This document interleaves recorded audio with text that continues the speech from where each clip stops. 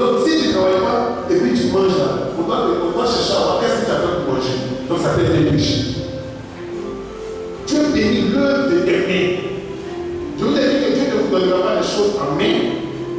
Mais vous devez présenter ce qui est dans votre main à Dieu. Dieu vous donnera un territoire. C'est pas possession de ce territoire qui va déterminer votre bénédiction. Parce qu'en Israël, chaque tribu avait son territoire. Et chaque territoire avait sa parole prophétique. Donc nous passons sur le travail. Mais puisque dans l'église, le diable veut assujettir les enfants de Dieu, il ne te donne même pas l'idée du travail, la stratégie du travail. Les gens pensent que quand on vient à l'église, c'est fini, Dieu doit nous être aussi. Non. On vient à l'église pour chercher Dieu, mais on sort pour le retrouver dans nos affaires, dans notre travail, dans notre maison, dans notre foyer, dans nos activités respectives. Tout ce qui doit se conditionner à ta vie dépend de l'alliance que tu as avec Dieu dedans dans sa maison.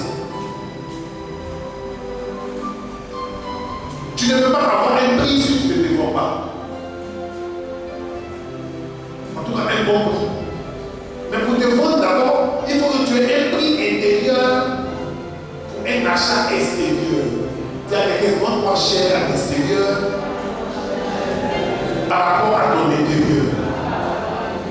Il y a quelque chose en toi qui coûte cher et la valeur.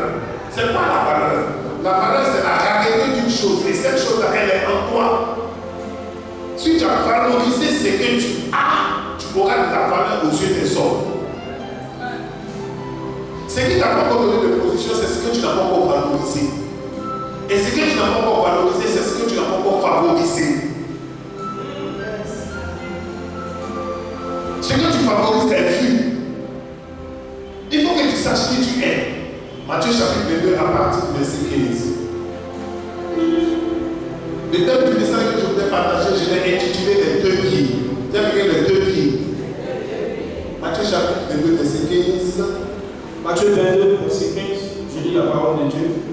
Alors les pharisiens allèrent se consulter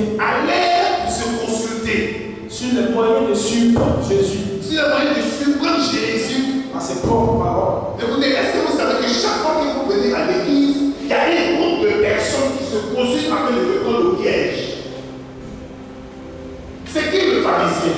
Le pharisien de la parole de Dieu, c'est celui qui veut toujours trouver une faille dans ce que tu fais. Quand tu fais bon, ne dis pas c'est bon. C'est mauvais de parler de ça.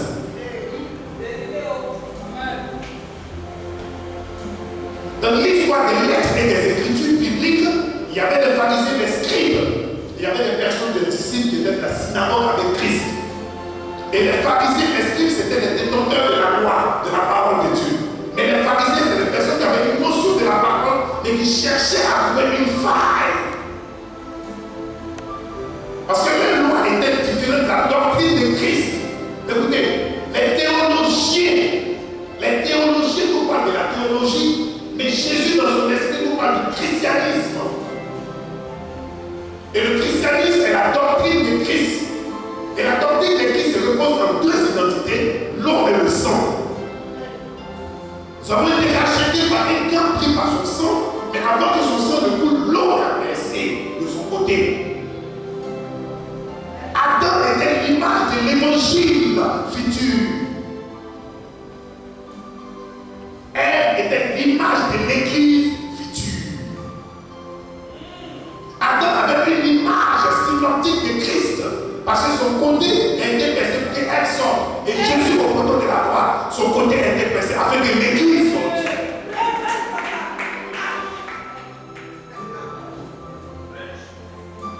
Vous ne pouvez pas recevoir quelque chose que vous n'avez pas perdu une autre chose. Il y a des bêtes profitables. Et il y a aussi des bêtes inévitables. Je vais parler sur les deux pieds. Qui a pris les deux pieds?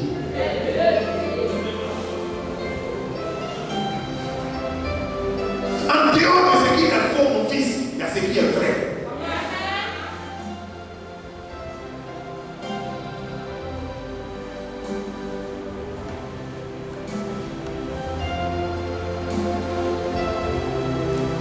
La fausseté offre toujours la foi. J'ai dit quoi? La fausseté qu'il est faux, c'est débat. Ce qu'il est faux, crie. Ce qu'il est faux, cherche à se faire voir. Et le monde dit, mais comment vivre?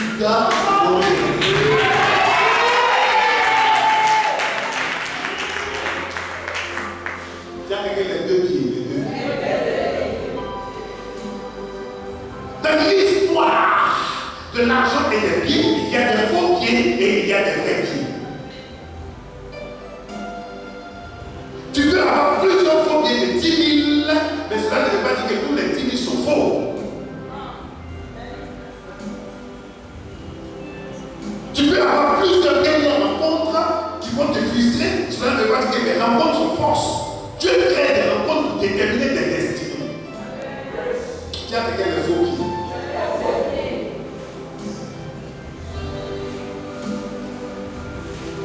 Quand Dieu peut faire quelque chose dans la vie de quelqu'un, il y a quelqu'un d'autre qui va trouver une faille de ta vie. Écoutez, Dieu ne prend pas des personnes qualifiées, mais Dieu prend des personnes pour te qualifier.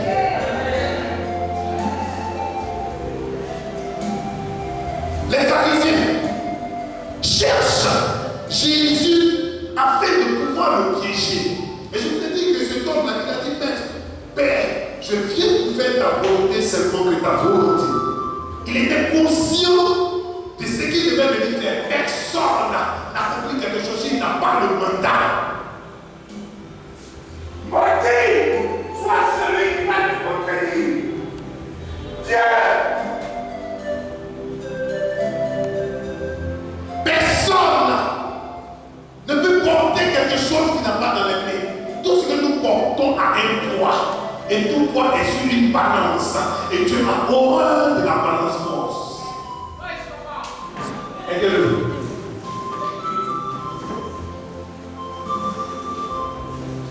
Ça veut dire les deux pieds.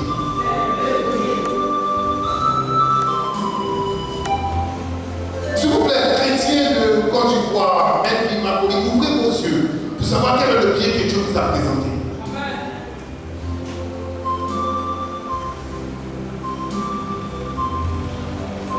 Et le pied a une monnaie, mais toute monnaie n'est pas rentable, car la monnaie de la trahison, c'est la pendaison.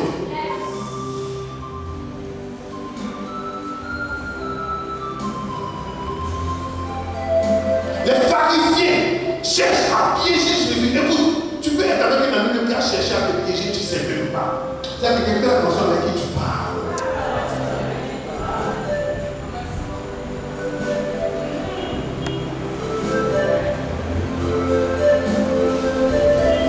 Oui, il a été la personne qui s'est choisie des hommes, et parmi ces personnes, la Bible nous enseigne qu'ils avaient part au ministère. Écoutez, quelqu'un qui a part avec toi, partage avec toi quelque chose.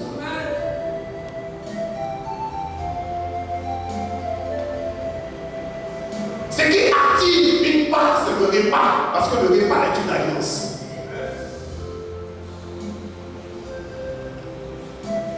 Et le monde est une marmite bouillante au feu. Quand nous venons à l'église, nous venons en tant qu'être humain du monde des hommes adamiques, mais l'église nous donne la transformation de la christologie.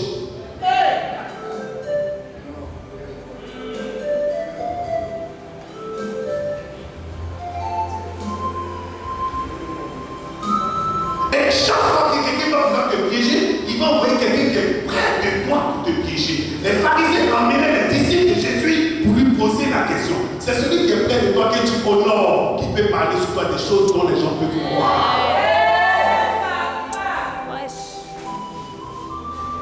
Quelqu'un peut dire avec moi les deux pieds.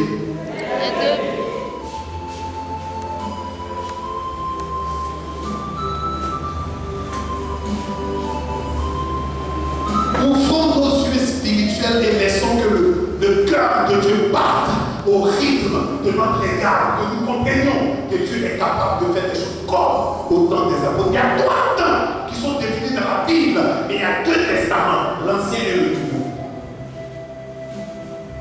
Oui, il y a 3 temps. Il y a le temps des rois, il y a le temps des prophètes, et dans les temps qui sont les derniers, c'est le temps des apôtres. Dieu, de plusieurs manières, lui dit dans le livre d'Hébreux, c'est apparaît par la bouche des prophètes, mais dans les temps qui sont les derniers, il se révèle par son Fils. ça. Écoutez, quand je suis au siège, je parle comme fils de bishop, mais quand je suis là, je parle comme prophète.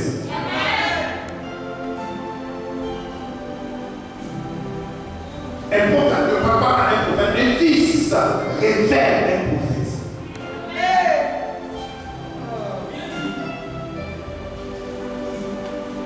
Je n'ai pas une notion prophétique quand je suis avec le bishop. J'ai une notion de fils. Tu as quelqu'un de deux pieds.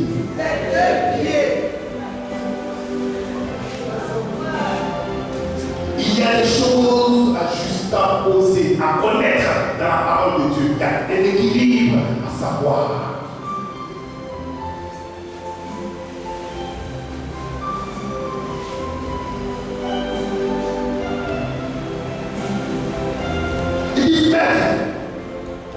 Nous savons que tu es bénéfique et que tu enseignes la voie de Dieu.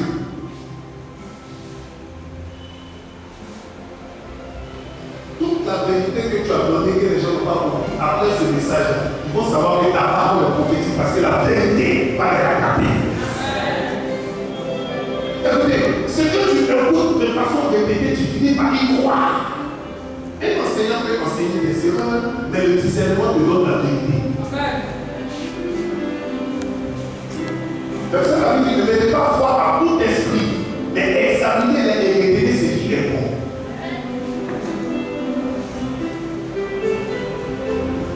Quand tu penses quelqu'un, qu'est-ce qui a poussé en toi? C'est tes faiblesses ou tes forces. Quand tu appliques dans le monde, quand tu fais faire quelque chose, et que quelqu'un d'autre t'a appris, est-ce que cette chose aboutit ou est apportée? Quelqu'un dit de deux pieds.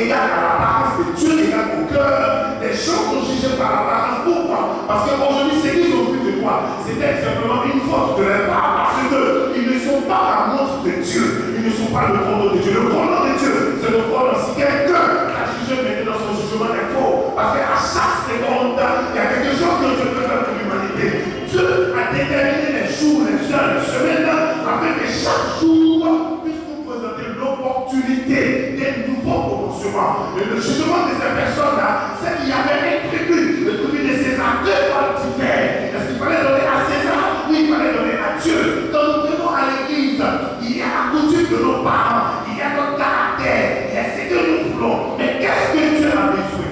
Donc, qu'est-ce que Dieu veut? Écoute, Dieu ne peut rien sur toi. Dans tout ton corps, il a besoin de ton cœur.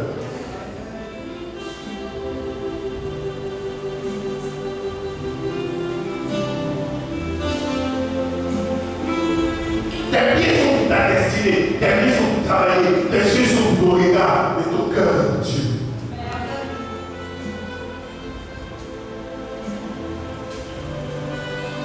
Les yeux se changent, les pieds se changent, les mains se changent, mais le cœur ne se change pas. Le cœur fait quoi? Le cœur se transforme.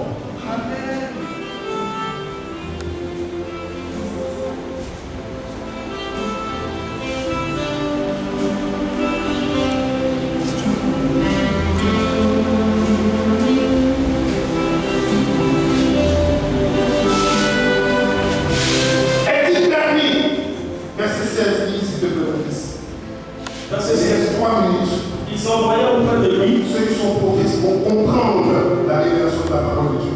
Verset 16. Ils envoyaient auprès de lui leurs disciples avec les héraudiers qui disent: Maître, nous savons que tu es vrai et que tu enseignes la voie de Dieu selon la vérité. Quand tu viens ici, tu n'as jamais une identité, c'est l'identité de la vérité. Même si tu ne connais pas, quand ils appellent, tu commences à aller à l'église, tu commences à avoir peur. Parce que la véritable église, c'est le Dieu de la vérité. La Bible dit: lorsque le Fils vous affranchit réellement, vous serez libre. La vérité nous libère. Le mensonge nous emprisonne.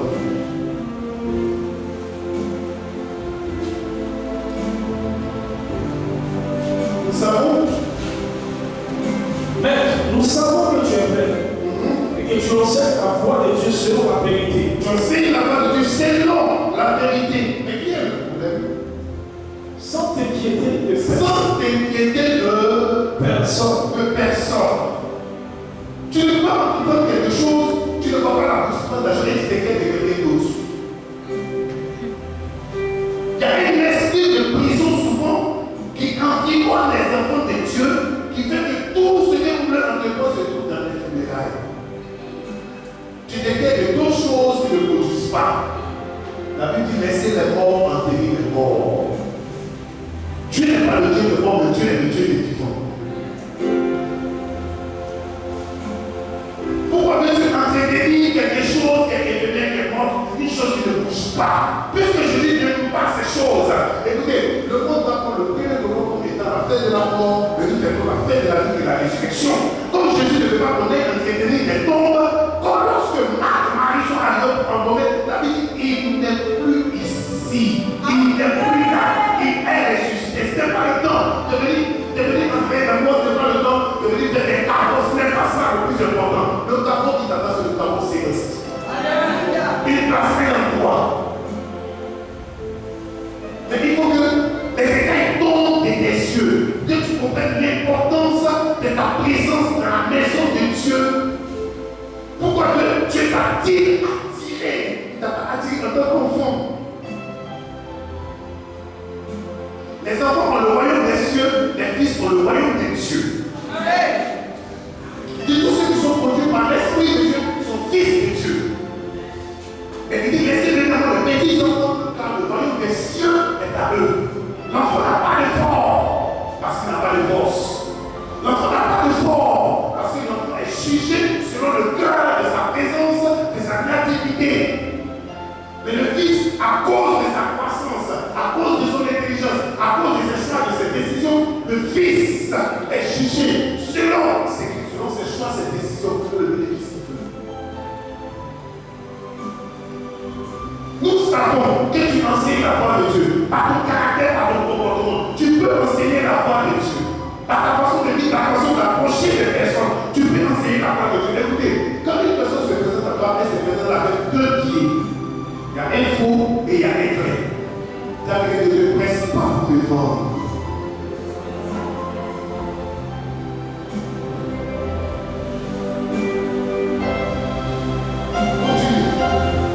Et quand tu ne regardes pas à l'apparence des hommes, tu ne regardes pas à l'apparence des hommes. Et dimanche, je vous ai dit, l'amour ne se monnaie pas. Je ne te donne pas l'argent pour que tu puisses t'aimer. Je ne te donne pas l'argent pour que je puisse t'aimer. Je t'aime naturellement. Et mon amour naturel pour toi est la monnaie et la récompense que tu faut.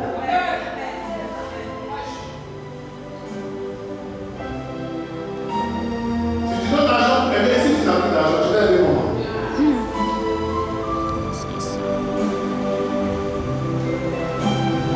Réponds.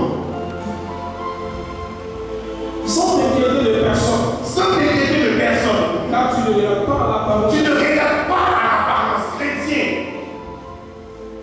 En vérité, nous ne devons pas regarder l'apparence. Le spirituel gouverne le physique.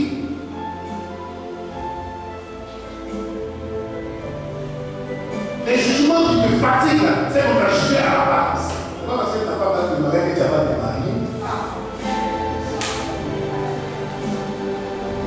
Non, parce que tu as encore de voir que c'est toi qui vas vivre tes plus. Tu as créé l'escale. Tu as créé l'escale. Tu as créé l'escale. Ta destinée est glorieuse et meilleure de moi.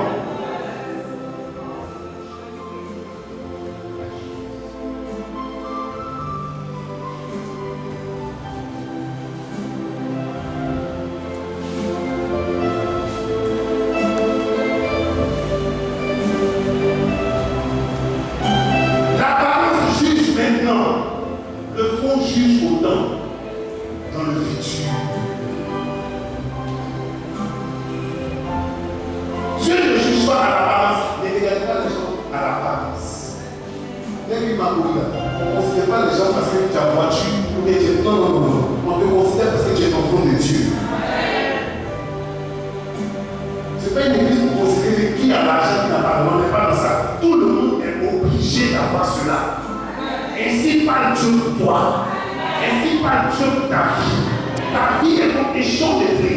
Et tu es planté près des courants d'eau. Et je parle à l'esprit des personnes assises ici, en tant qu'autorité spirituelle de l'esprit. Et je déclare, en tant que quelqu'un appelé par Dieu, dans les années 2000, ayant reçu l'huile de l'onction de Dieu sur ma vie passant, dans le des bonheurs et ta vie passant, dans les bras du bishop de la vie, je déclare, en tant que prophète de Dieu, que ton chant sera béni, ta ville sera bénie, que Dieu te bénira, il t'emmènera loin où tu n'as même pas pensé. Je porte une nuit et je parle.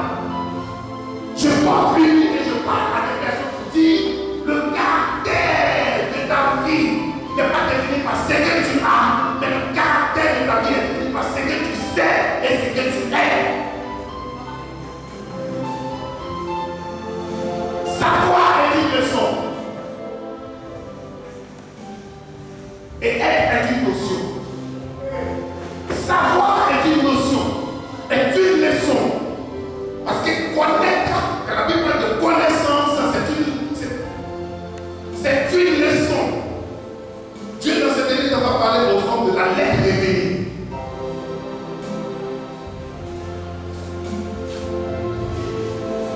Il te bénira dans les champs, il te bénira dans la vie. Il bénira ta poudre, il bénira ton huile, il bénira ton vin, il bénira ta petite semence, il bénira ta grande semence. Oui, Dieu est un Dieu de bénédiction et non un Dieu de malédiction. Tu portes le nom de ta famille pour les identifier. Tu portes le nom de ta famille pour les présenter. Tu portes le nom de ta famille pour les représenter. Tu es né dans cette famille afin que la malédiction prenne fin. Parce que tu portes la grâce de Dieu. Oui, la grâce c'est deux lettres. Il y a Gémeaux grand et la race. La grande race des derniers temps. La grâce c'est deux lettres. C'est Dieu qui n'a pas mérité. Mais une race, une sélection de race est sur ta vie. La grâce est deux lettres. La photocopie de ta vie, ce n'est pas toi. C'est peut-être tes parents, tes frères, tes amis. Mais toi, tu es l'original. Oui, tu n'es pas défini par rapport à ce que tu vis maintenant. Tu n'es pas défini par rapport à ce que tu traverses maintenant. Tu n'es pas défini par rapport au propos des autres. Le seul qui a le vrai jugement sur ta vie, il s'appelle J-E-S-I-S. Jésus-Christ, le roi des rois, le Seigneur des seigneurs, la foi de l'Oméga. Mais la prière sur ta vie, celui qui est dit et qui sera. Aide de l'espérance, aide de l'espoir. L'espoir vient d'une solide raison de vivre. L'espoir vient d'une solide raison de vivre. Celui qui n'a pas d'espoir, il meurt sans le savoir.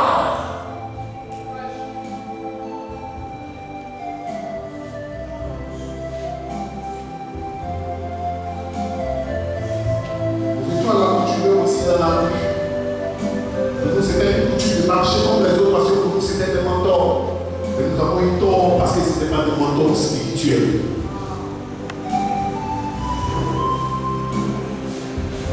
Elle disciple.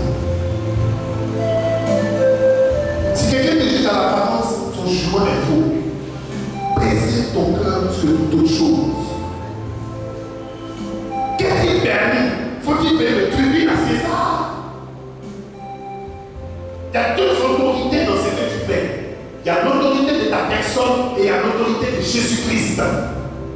Il y a deux autorités dans ta vie, dans tes rencontres. Il y a l'autorité suprême d'une nation et il y a l'autorité spirituelle dans une nation.